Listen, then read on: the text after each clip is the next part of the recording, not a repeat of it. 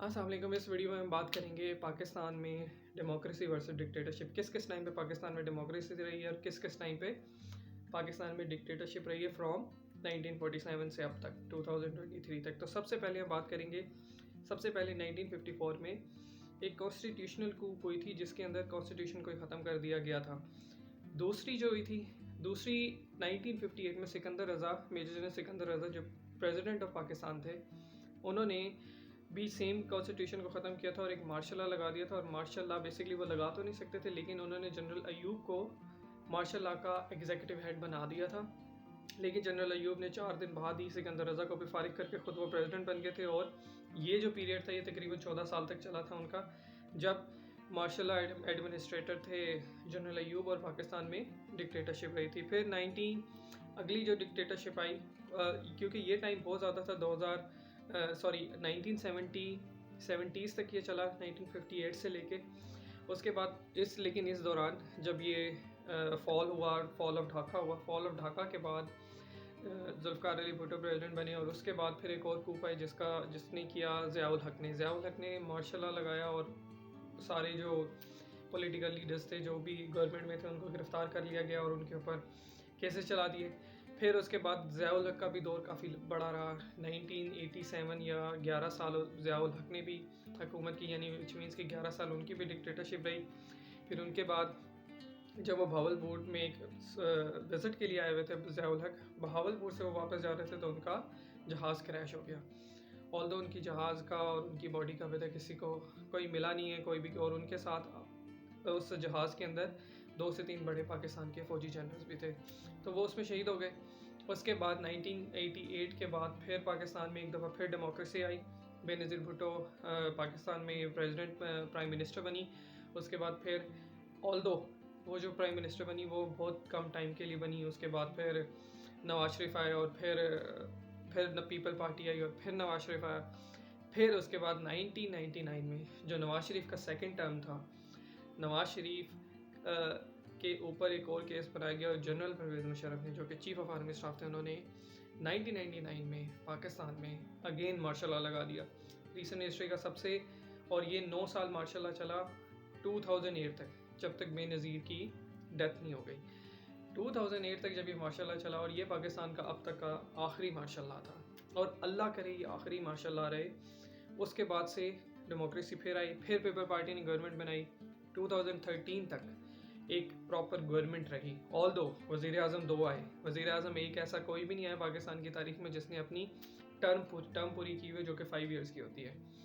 यूसुफ रज़ा Gilani people party के वज़ीर आज़म बने थे, उनको एक अदालत में एक केस में हटा के राजा परवेज़ अशरफ को वज़ीर आज़म बना दिया गया। उसके बाद 2013 में फिर अगेन इलेक्शंस हुए, जो कि पाकिस्तान में पहली दफ़ा हो रहा था कि सक्सेसिव इलेक्शन और एक पूरी गवर्नमेंट की टर्म पूरी करने के बाद, 5 साल की टर्म पूरी की है गवर्नमेंट ने, ये पहली दफ़ा हो रहा था। उसके बाद फिर 2013 में पाकिस्तान में इलेक्शन हुए जिसमें मियां मोहम्मद नवाज शरीफ ने गवर्नमेंट बनाई, नवाज शरीफ प्राइम मिनिस्टर बने। और नवाज शरीफ भी अनफॉर्चुनेटली अपनी टर्म पूरी नहीं कर सके और अगेन एक सेम ही कोर्ट के थ्रू उनके ऊपर केस बना और वो डिस्क्वालीफाई किया गया उन्हें। और आगे आपको सारा कहानी पता है। फिर उसके बाद शाहिद खाकान अब्बासी को प्राइम मिनिस्टर बनाया गया। लेकिन एक और अच्छी बात हुई, एटलीस्ट एक पार्टी की गवर्नमेंट ने पूरे 5 साल मुकम्मल किए।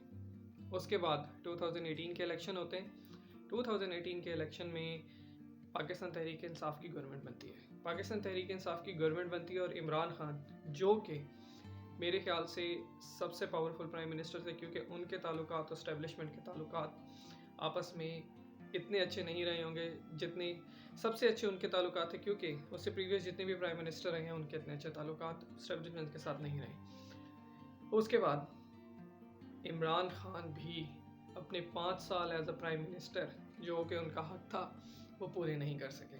वो भी 4 साल तकरीबन उन्होंने पूरे किए हैं और उनके भी वोट ऑफ नो कॉन्फिडेंस के थ्रू हुकूमत ही चली गई, विच मीन्स के उनकी गवर्नमेंट भी 5 साल, चलो वज़ीर आज़म तो चेंज हुए पिछली 2 गवर्नमेंट्स में, लेकिन गवर्नमेंट एक पार्टी की ही रही। वज़ीर आज़म चेंज हुए और उसी पार्टी का एक और नया प्राइम मिनिस्टर आ गया। लेकिन इस दफ़ा क्या हुआ, 4 साल बाद ही एक पूरी की पूरी गवर्नमेंट ही उलट गई, पूरी गवर्नमेंट ख़त्म हो गई, नई गवर्नमेंट आ गई जो कि PDM की आई, जिसके प्राइम मिनिस्टर थे शहबाज शरीफ और ये PDM से पाकिस्तान डेमोक्रेटिक मूवमेंट थी। ये एक पार्टी थी जो कि 8 या 11 पार्टी उस पर मुश्तमिल है, और इस पार्टी ने फिर पाकिस्तान का निज़ाम संभाला। और अभी जब ये वीडियो बन रही है तो ये आजकल चल रही है, आगे क्या होगा इसका कोई पता नहीं है, लेकिन एटलीस्ट पाकिस्तान के अंदर डेमोक्रेसी का तसलसल आया है। एटलीस्ट लोगों का पसंद किया हुआ या लोगों का वोट डाला हुआ बंदा जो है आवाम का, वो at least member of national assembly, और वो ही एटलीस्ट पाकिस्तान को रूल कर रहा है, जिसको लोगों ने वोट डाला था। वो एक अलग बात है कि आप वो डिस्कशन कर सकते हैं कि धांधी या फलां या वट, लेकिन वो एक डिक्टेटर नहीं है। एटलीस्ट वो एक डिक्टेटर नहीं है, वो एक डेमोक्रेटिक लीडर है, और उसने ही गवर्नमेंट बनाई हुई है। ये जो बात है कि हर डेमोक्रेटिक लीडर के पीछे एस्टेब्लिशमेंट के एलिमेंट्स होते हैं या वो, ये एक अलग बहस है, लेकिन एटलीस्ट पाकिस्तान में डेमोक्रेसी का तसलसल थोड़ा सा है। इंशाल्लाह हम होप कर सकते हैं कि अगले 5 साल या अगले 10 साल बाद एक प्राइम मिनिस्टर अपनी मुद्दत पूरी करेगा 5 साल की, लेकिन इसमें टाइम लग सकता है। 5 से 10 साल बहुत आसानी से लग सकते हैं, क्योंकि पाकिस्तान का भी जो सिस्टम है वो इतना ज़्यादा गल सड़ चुका है कि उसको सही करने के लिए एटलीस्ट 5 से 10 साल एटलीस्ट रिक्वायर्ड है। अब मैं इकोनॉमिकल सिस्टम की बात नहीं कर रहा हूँ, मैं पॉलिटिकल और सोशल सिस्टम की बात कर रहा हूँ, क्योंकि उसको ठीक करने के और वो भी ठीक तभी होगा जब इस मुल्क की top leadership, establishment, prime minister, political leadership और जुडिशरी ये सब मिलके बैठ के एक डिसीजन लेंगे कि अब हमने इस मुल्क को ठीक करना है। क्योंकि पाकिस्तान का भी जो सिस्टम है वो इतना ज़्यादा गल सड़ चुका है कि उसको सही करने के लिए एटलीस्ट 5 से 10 साल एटलीस्ट रिक्वायर्ड है। अब मैं इकोनॉमिकल सिस्टम की बात नहीं कर रहा हूँ, मैं पॉलिटिकल और सोशल सिस्टम की बात कर रहा हूँ, क्योंकि उसको ठीक करने के और वो भी ठीक तभी होगा जब इस मुल्क की top leadership, establishment, prime minister, political leadership और जुडिशरी ये सब मिलके बैठ के एक डिसीजन लेंगे कि अब हमने इस मुल्क को ठीक करना है। अगर आपके दिल में अगर आपने कोई भी क्वेश्चन हो अगर आप कोई क्वेश्चन करना चाहते हैं तो फ़िलहाल इस वीडियो में इतना ही। इंशाल्लाह अगली वीडियो में एक और नए टॉपिक के साथ मैं आपके सामने आऊँगा। कमेंट में मुझे बताइएगा आपको ये मेरी वीडियो कैसे लगी, और चैनल अगर आपने सब्सक्राइब नहीं किया है तो मेरा काइंडली चैनल सब्सक्राइब कर लीजिएगा। अल्लाह हाफ़िज़।